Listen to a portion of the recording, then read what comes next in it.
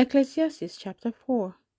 Then I returned and considered all the oppression that is done under the sun, and look, the tears of the oppressed, but they have no comforter. On the side of their oppressors there is power, but they have no comforter.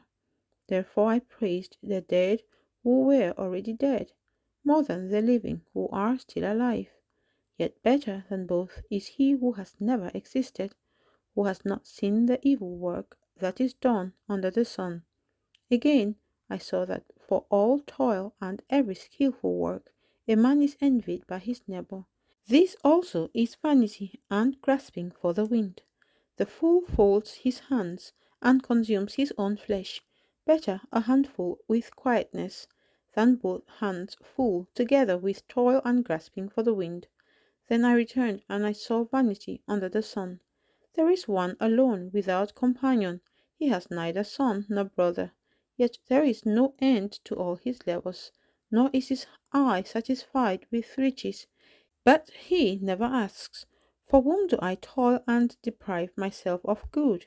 This also is vanity and a grave misfortune. Two are better than one, because they have a good reward for their labor. For if they fall, one will lift up his companion.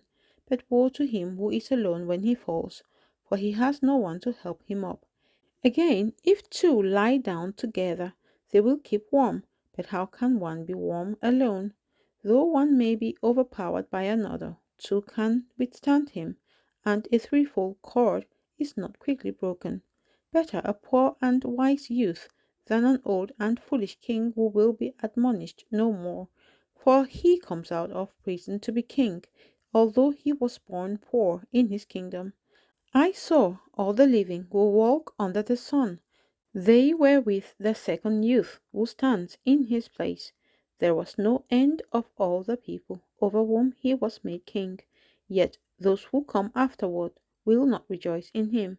Surely this also is vanity and grasping for the wind. Ecclesiastes chapter 5. Walk prudently when you go to the house of God, and draw near to hear, rather than to give the sacrifice of fools, for they do not know that they do evil. Do not be rash with your mouth, and let not your heart utter anything hastily before God, for God is in heaven, and you on earth. Therefore let your words be few. For a dream comes through much activity, and a fool's voice is known by his many words. When you make a vow to God, do not delay to pay it, for he has no pleasure in fools. Pay what you have vowed. Better not to vow than to vow and not to pay. Do not let your mouth cause your flesh to sin, nor say before the messenger of God that it was an error. Why should God be angry at your excuse and destroy the work of your hands?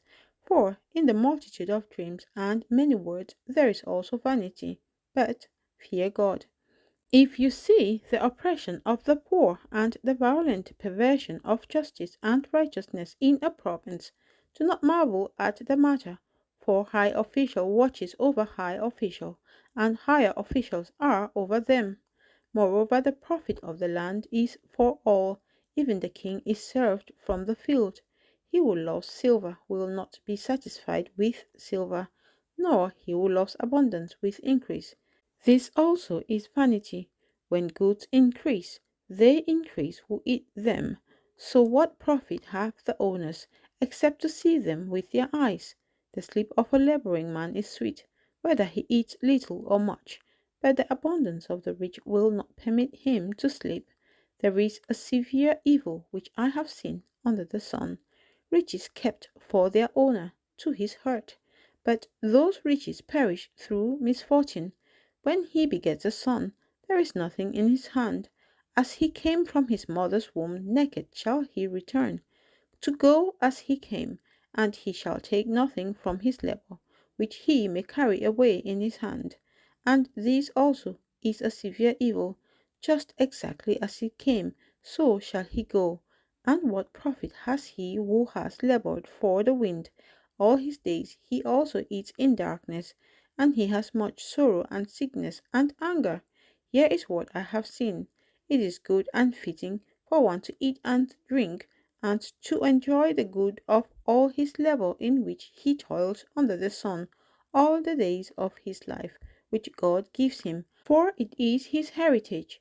As for every man to whom God has given riches and wealth, and given him power to eat of it, to receive his heritage and rejoice in his labor, this is the gift of God, for he will not dwell unduly on the days of his life, because God keeps him busy with the joy of his heart.